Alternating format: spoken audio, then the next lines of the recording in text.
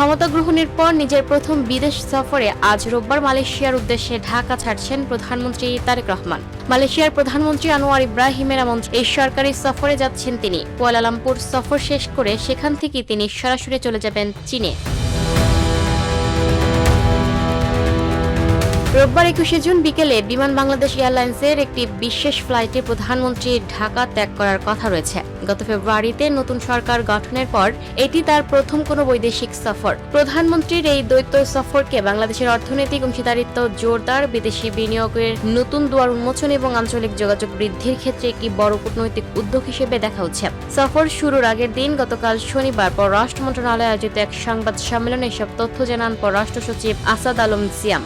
Malaysia পর্বত চুকিয়ে চীনের প্রধানমন্ত্রী লি কিয়াং এর আমন্ত্রণে বেইজিং পৌঁছাবেন প্রধানমন্ত্রী তারেক রহমান। এই সফরে ঢাকার জন্য অপেক্ষা করছে বড় কূটনৈতিক ও অর্থনৈতিক চমক। পররাষ্ট্র সচিব জানান, চীন সফরকালে দুদেশের মধ্যে অন্তত 15 থেকে 17টি দ্বিপাক্ষিক চুক্তি ও সমঝোতা স্মারক সই হতে পারে। এর মধ্যে রয়েছে 13টি সমঝোতা স্মারক, 2টি চুক্তি, একটি কর্মপরিকল্পনা এবং একটি প্রোটোকল। টাকা পয়সা, অবকাঠামোগত সহযোগিতার পাশাপাশি বাংলাদেশের মানুষের দীর্ঘদিনের আকাঙ্ক্ষা বহু প্রতীক্ষিত তিস্তা প্রকল্প নিয়েও এবার চীনের শীর্ষ নেতৃত্বের সঙ্গে বিশেষ আলোচনা হবে বলে নিশ্চিত করেছেন পররাষ্ট্র সচিব।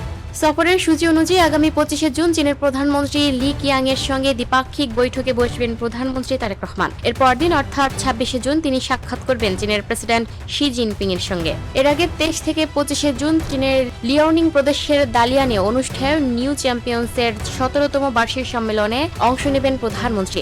ইনোভেটিং অ্যাট স্কেল প্রতিপাদ্য আয়োজিত এই বৈশ্বিক ফোরামে 90টিরও বেশি দেশের প্রায় 1700 প্রতিনিধি অংশ নিচ্ছেন, যেখানে বিশ্ব অর্থনীতি ও প্রযুক্তির ভবিষ্যৎ নিয়ে আলোচনা হবে। পররাষ্ট্র মন্ত্রণালয় জানিয়েছে, মালয়েশিয়া সফরে বাংলাদেশের পক্ষ থেকে বাণিজ্য সম্প্রসারণ বন্ধ ও সীমিত থাকা শ্রম বাজারের সহযোগিতা বৃদ্ধি এবং নতুন বিনিয়োগের সুযোগ তৈরির বিষয়গুলো সবচেয়ে বেশি গুরুত্ব পাবে। অন্যদিকে চীন সফরে প্রাধান্য পাবে বাংলাদেশের অবকাঠামো উন্নয়ন, প্রযুক্তিগত সহায়তা, আঞ্চলিক সংযোগ এবং দীর্ঘমেয়াদী উন্নয়ন খাতে দ্বিপাক্ষিক সহযোগিতা গভীর করার বিষয়টি।